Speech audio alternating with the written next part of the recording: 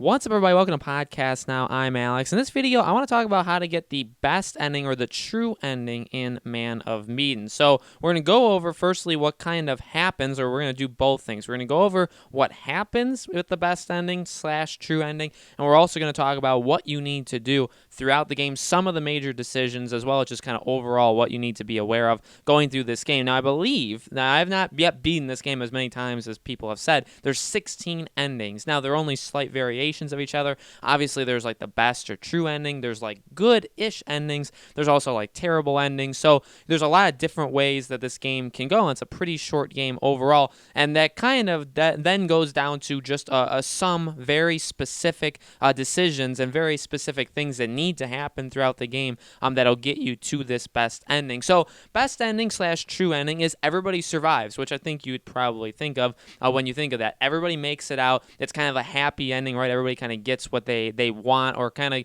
gets the best thing that you could possibly imagine them to get. But everybody survives this mission, or this situation basically that has happened to them. And also you get a post-credit scene. Now there's many post-credit scenes. You can get a couple different variations of the post-credit scenes. The post-credit scenes is basically two soldiers walking into the ship and then getting attacked by Danny. That's pretty much the post-credit scene. And now, again, that post-credit scene can change depending on what ending you actually got. So best ending, again, everybody lives, so ultimately, I could just kind of cheat my way out of this video and say, well, you have to do everything perfectly, and that kind of is the case. You need to make all the right decisions throughout this game.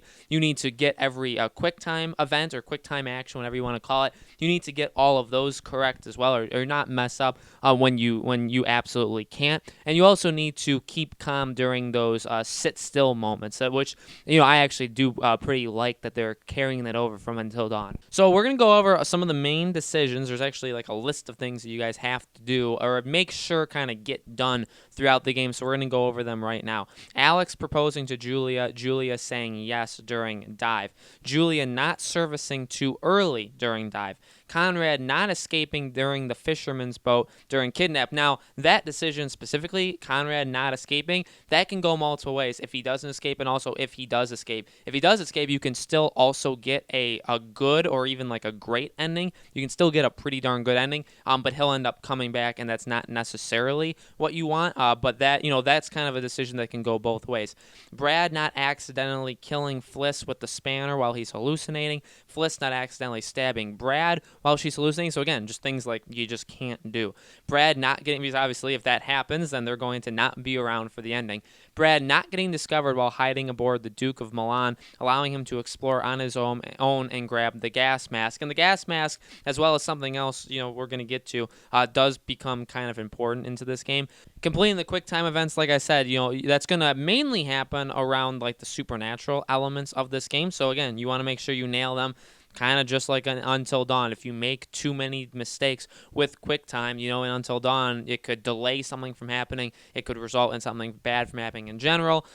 So let's continue. Investigating Danny's corpse, you can grab the engagement ring. So to get the engagement ring, do you technically need to do that? Well, the proposal thing, again, true ending, best ending, for those two, for Alex and Julia to be together, that's just something that's good to happen. So if you do want the best ending in general, you're going to need that. Convincing Junior that the mist is inside him so he doesn't accidentally shoot your characters during a tense scene. Again, and that's kind of like a talk through part of this game. So you have to make the right decisions there, but again, you just don't want your characters to be removed. I know I've already said that K word enough times in this video. You don't want your characters to be removed from this game, so you obviously need to make the right decision. Still having the rebreather so you can subdue Junior with it, escaping Olsen's clutches and kicking him away during the final QTE scene. So again, QTE scenes, very, very important that you nail basically all of them. You can't really mess these things up. Not letting rats bite Alex so you can get the distributor cap with you, and this distributor cap, which is the final thing, is making sure it does not get destroyed. You need to obtain this in general. Now, there's ways of not obtaining it. There's also ways of destroying it, neither of which can happen. You need to have it with you to get the best / true ending. I don't believe you actually need it in general to get a somewhat decent ending, but to get the best ending, you do need it with you. So, again, those are the lists. Those are literally the specifics of where not to mess up. getting the ring, propose, all those kind of things, not doing something too early. At the end of the day, I believe if you just don't mess up enough of those, the quick time events, and also you're just managing your characters and you're doing your best, you're sitting still in those moments where you absolutely need to sit still. Those are the things you absolutely need to do in this game in order to make sure your characters are not removed. Obviously, the best / true ending, like I said in the beginning, is the one that everybody basically survives. Now, yes, people are still going to not be with you at the end, characters that aren't the main ones, but keeping everybody around is the most important. There are ways of keeping just certain characters around and not others. There's also ways of losing basically everybody. And depending on how this video does, we may be doing another one on how to get the worst ending or how to avoid getting the worst ending. So I do want to kind of make more videos of the Man of Medan endings in general. Again, 16 different endings. They're not wildly different. Obviously the contrast between the best and worst, those are quite something.